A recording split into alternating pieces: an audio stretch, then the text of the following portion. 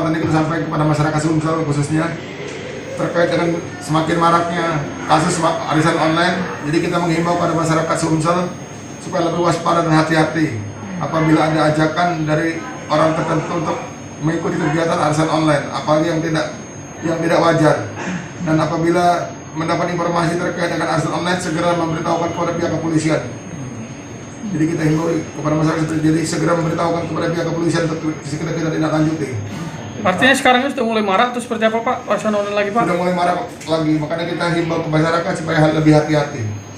Pak, berkaca dengan kasus-kasus yang udah pernah ditangani sebelumnya Pak, itu sampai ke ranah pengadilan atau enggak gitu Pak? Karena pengadilan terus kita proses terus pengadilan ya. Modusnya seperti apa sih Pak? Kalau kita data sendiri yang sekarang yang mulai marak Pak, mengajak melalui online atau seperti apa Pak? Mengajak melalui online. Jadi modus-modusnya itu merayu di Merayu online itu ya, Pak? dengan janji-janji yang cukup muluk lah sehingga masyarakat tertarik gitu loh. Nah itu kita sampaikan, jadi jangan terpengaruh. Kenapa? Karena tidak masuk akal, misalnya hadiahnya cukup besar. Ini kan tidak masuk akal sebenarnya. Itu arisan yang mengerucut itu Pak ya? Iya, betul.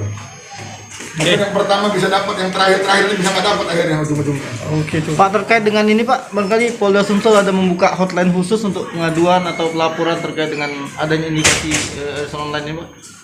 Sebenarnya kan kita kan sudah ada 110 sebenarnya. Jadi kan nomor itu kan terbuka untuk umum, tidak seluruh laporan bisa masuk ke nomor telepon 110. Itu kan langsung terakses ke operator command center.